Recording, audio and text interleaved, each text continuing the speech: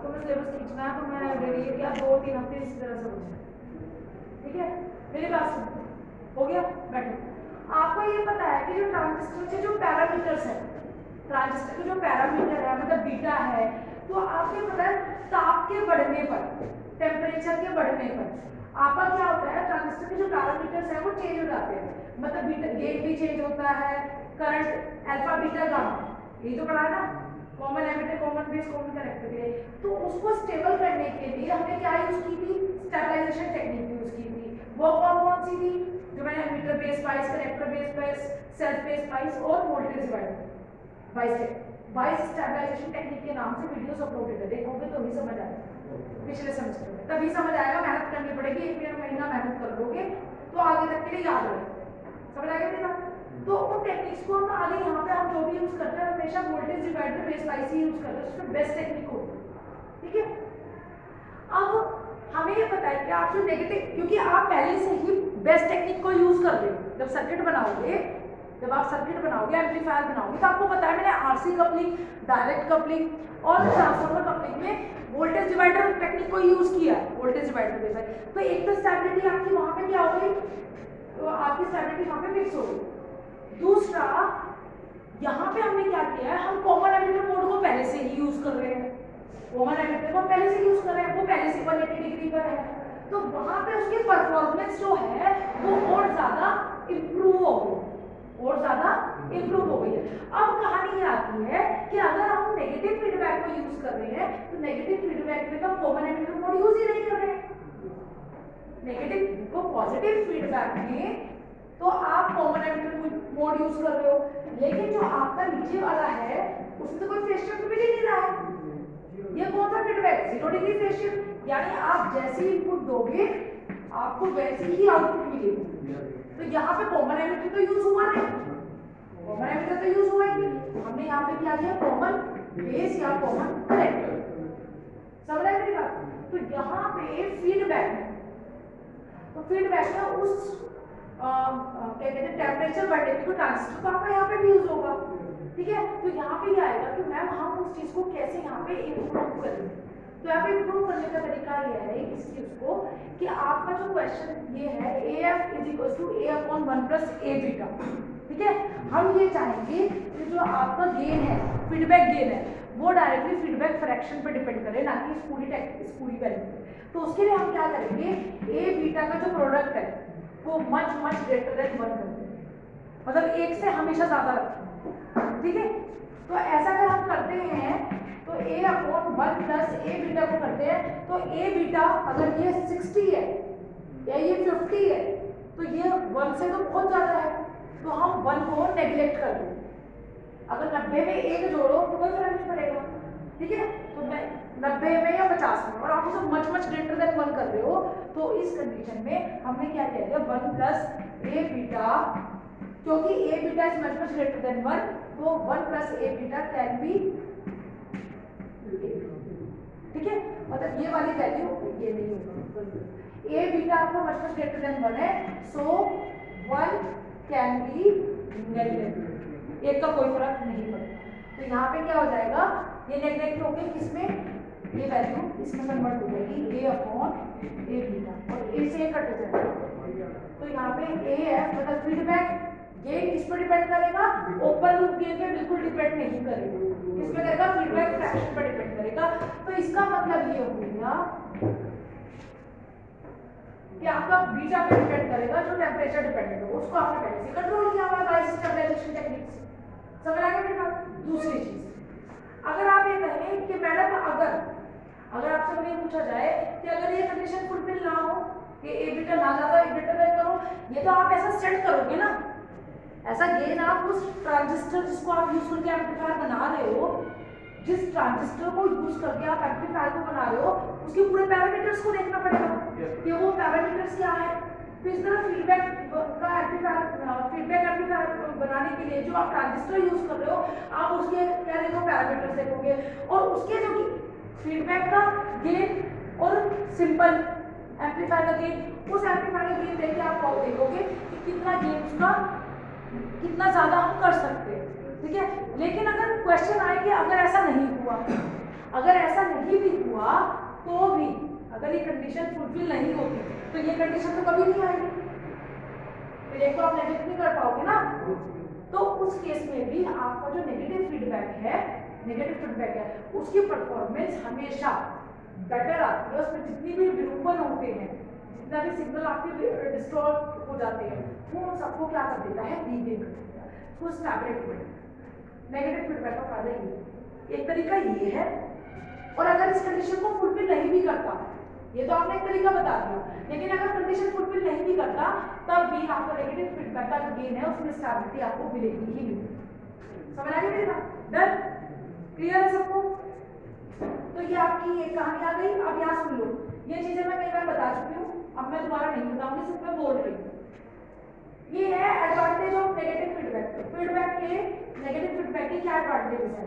तो स्टेबिलिटी बढ़िया होती है, स्टेबिलिटी ऑफ द गेन, ठीक है, जो होती है क्योंकि वोल्टेज गेन को क्या रखता है, फिक्स रखता है, ठीक है, यानी पावर सप्लाई वोल्टेज ट्रांजिस्टर के बीटा पर डिपेंड नहीं करती, क्योंकि जो चीज बीटा पे डिपेंड करेगी, बीटा का मतलब क्या हो गया, तुम्हें बीटा से मतलब समझ आ रहा है? मैं बीटा बीटा बोलती हूँ क्लास, अरे नहीं, ट्रांजिस्टर का बीटा बोल रही हूँ मैं, ट्रांजिस्टर का बीटा बोल रही हूँ मैं, एम्पलीफायर, हाँ, कॉमन बेस, मैं शाखा लगाऊंगी तुम्हारी।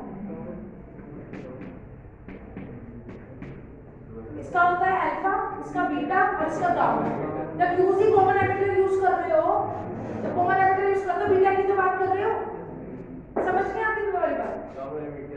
कॉमन एमिटर कहाँ, जब मैं बोल रही तब समझ आ रहा है, तुम्हें पता नहीं लग रहा क्या कर रहे हो, बीटा समझ कुछ नहीं पड़ा। तो किसी भी बीटा जो है वो ट्रांजिस्टर का पैरामीटर है, बीटा बराबर output current divide by input current. तो आप एमीटर को क्या करते थे, कॉमन कर देते, तो बेस और कलेक्टर से आप आउटपुट और इनपुट देते हो, तो बीटा की वैल्यू क्या आएगी, एमीटर तो कॉमन हो गया, तो आउटपुट कहाँ से आएगी, आई सी डिवाइड बाय आई बी। पढ़ लो तो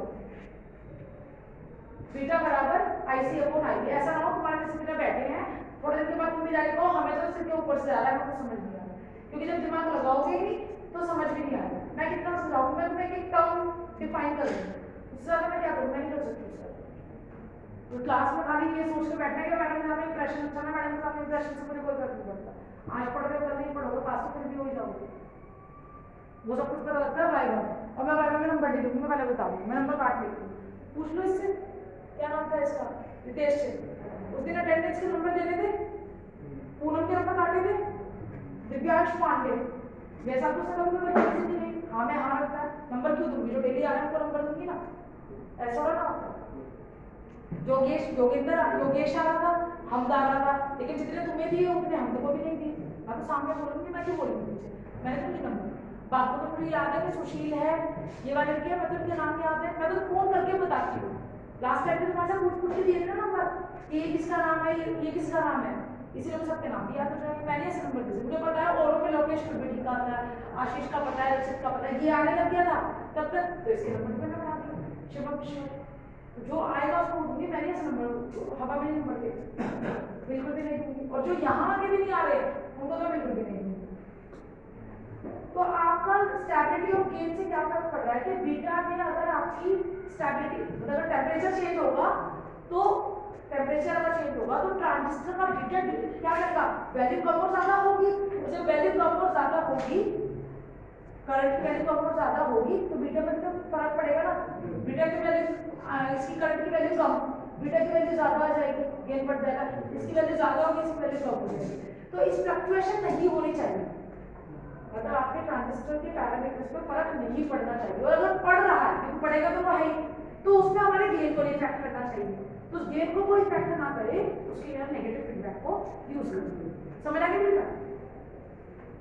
उसके बाद ये बीटा अलग है, वो बीटा अलग है, वो कौन सा है, विद फीडबैक वाला है, वो गेन है, ये भी गेन है, वो भी गेन है।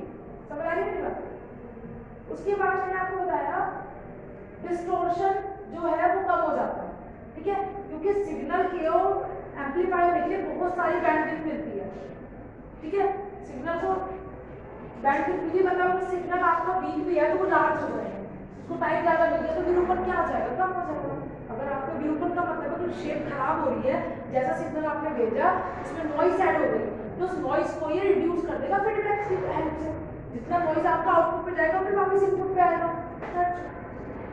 उसके बाद है इनपुट इम्पीडेंस, वो बढ़ा देता है।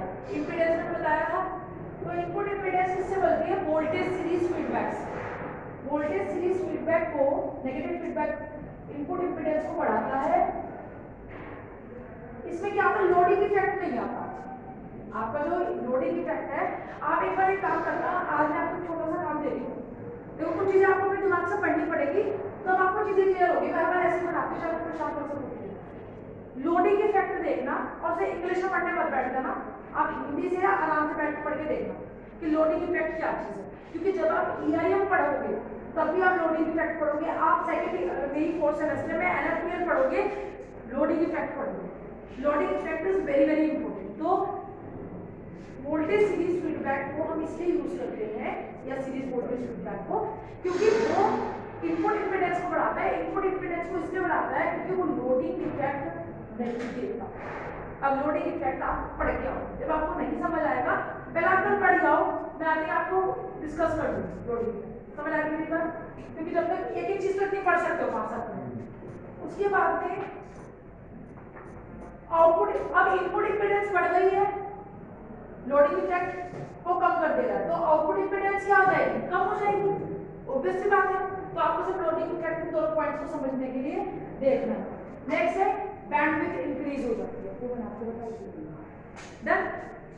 इसमें एक छोटी सी और चीज है, वो मैं कल ही बता दूंगी, क्योंकि वरना ओवरफ्लो होना शुरू हो जाएगा। कल ही हमारा नया चैप्टर, पहले मैं इसी को 3 दिन पढ़ाऊंगी, मैं पहले बता दूंगी। 1-1.5 घंटा चाहिए, ठीक है? कल ये खत्म हो जाएगा, ट्यून्ड वोल्टेज एम्पलीफायर कल शुरू हो जाएगा, ठीक है? ट्यून्ड वोल्टेज एम्पलीफायर वेडनेसडे तक खत्म हो जाएगा, ठीक है? उसके बाद में मैं पढ़ाऊंगी इलेक्ट्रिक, तो इसको 5 चैप्टर में पढ़ते हैं, धीरे धीरे चलता रहेगा।